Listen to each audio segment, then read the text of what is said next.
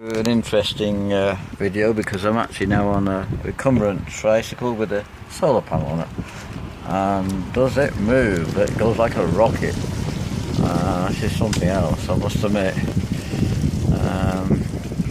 So this is what's good for the environment. You can just with a touch of a button you're going. It's incredible. I'll try and get another video of it showing you what it's like.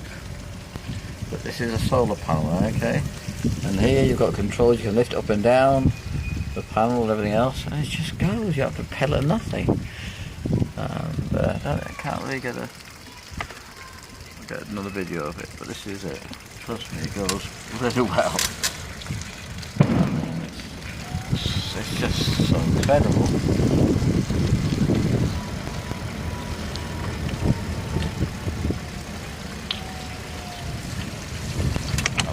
With this, I mean, it's raining, okay, and we're going very well.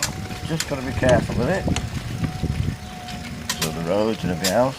But it's just something else.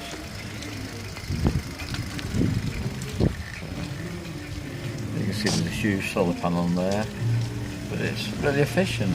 It's fantastic.